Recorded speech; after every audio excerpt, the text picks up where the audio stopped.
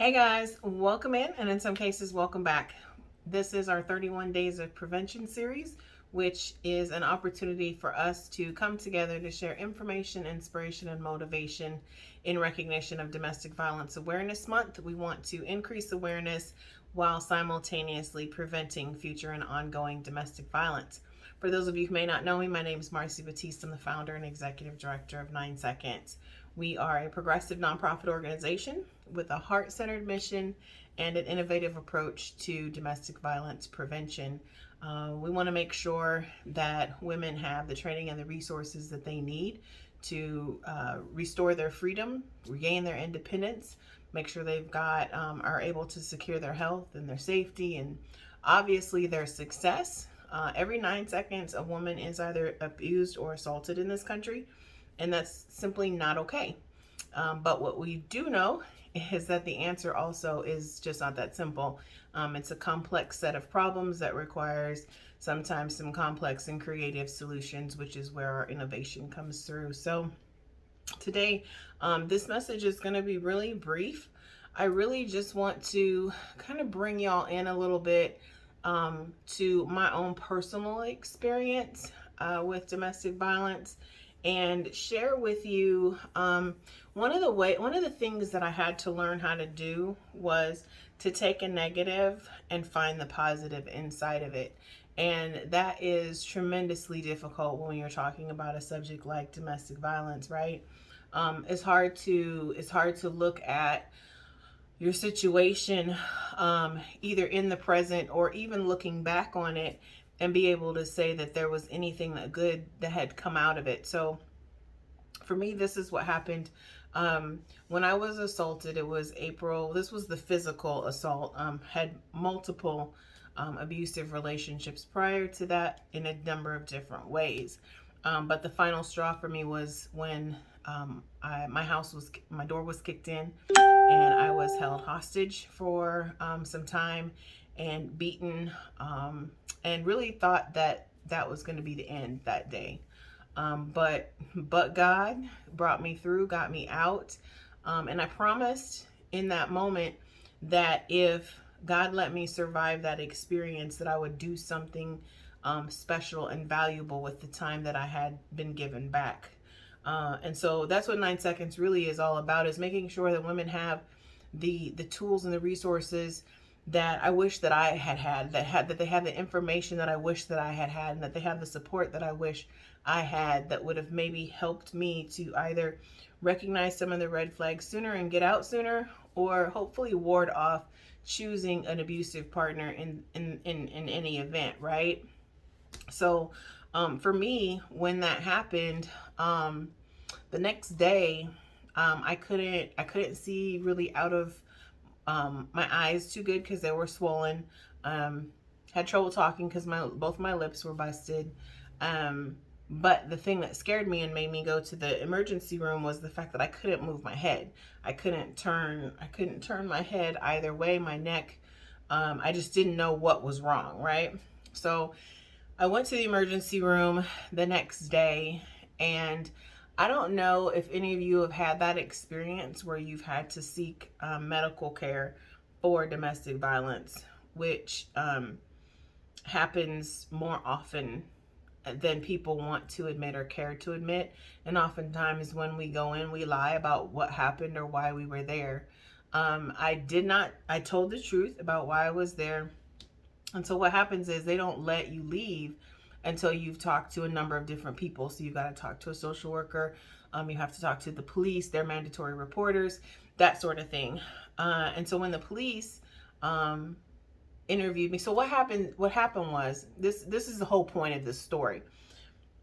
From the time I went into the hospital to get help, when I went to the emergency room, I ended up having to tell my story close to 15 times. I wasn't really counting in the moment, but as the years have passed, I thought back to like all the number of different people that I talked to. So I had to recount my story a number of different times to complete strangers. Some of them seemed to be a little bit judgy.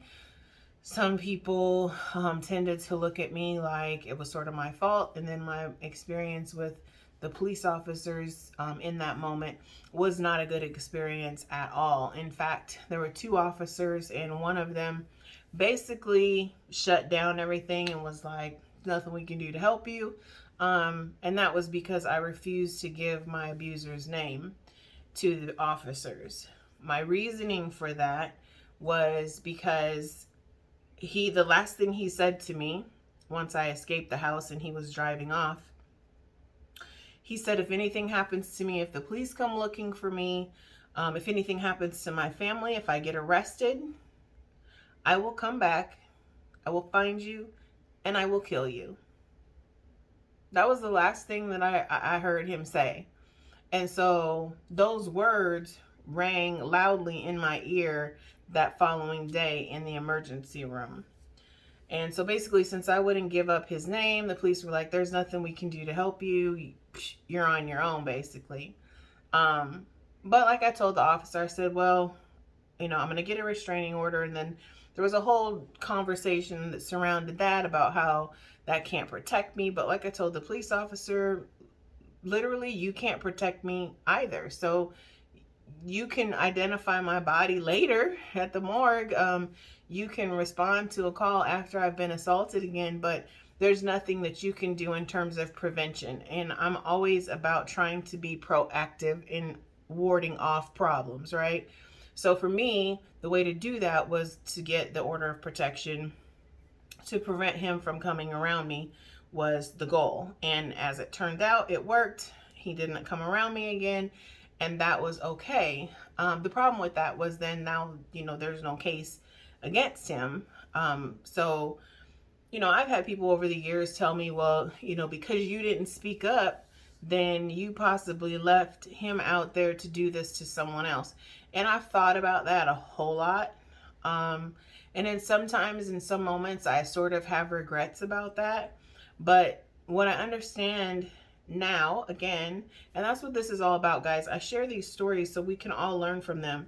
What I realized was I had to stop feeling bad about the choice that I made in that moment, because in that moment, I had the information that I had, which the police officer said was if I gave him his name, he'd get arrested, and then I would have to face him in court, etc. and so on. The laws in Arizona have changed now, so the state actually picks up domestic cases. But at that time, and that was the case at the time, but the police officers gave me the wrong information. Had they given me the right information, I could have made a better decision, a different decision. Here's the deal, though, and this is how I learned to forgive myself for the choice that I made and potentially putting someone else in harm's way as a result of me not having the courage to give the name. And that is, I did the best I could with the information I had in that moment. In that moment. And like I said, the police gave me wrong information. So I based my decision off the information that they provided, which was it would be me against him. Basically, the case would be viewed as a simple assault, not as domestic violence, because we weren't married, we didn't share children, we didn't share an address. That was false information. So I based my decision off the fact that it would be me v. him, and that I would have to go in front of an open court, face him, tell the story in front of him, and then hope that they convicted, and then pray that later on down the road he didn't come back after me. But in the interim, he would have been arrested, held overnight, and then released the following day, which even before we ever get to the trial point, I felt put me in jeopardy, in additional jeopardy, right? I just wanted it to be over. So that's why I made the decision that I made, and I made it based on the information I had. And that's the lesson I want y'all to take away, is sometimes we can look back and, like they say, hindsight is 20/20. If I knew then what I know now, then I wouldn't have done what I did then. I would do what I would do now, which may or may not be the same thing.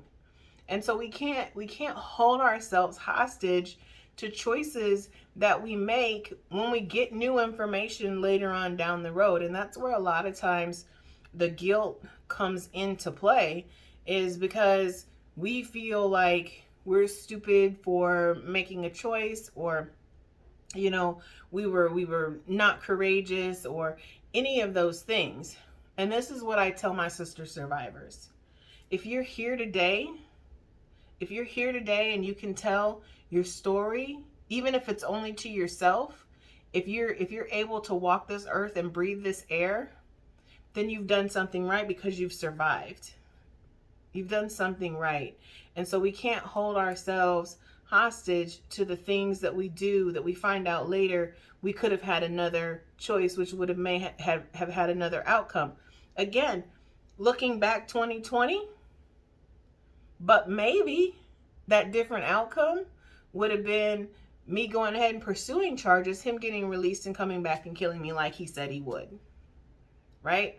So the fact that I lived to tell about it, I lived to be able to share my story, says I did okay in that moment, regardless of what other people think.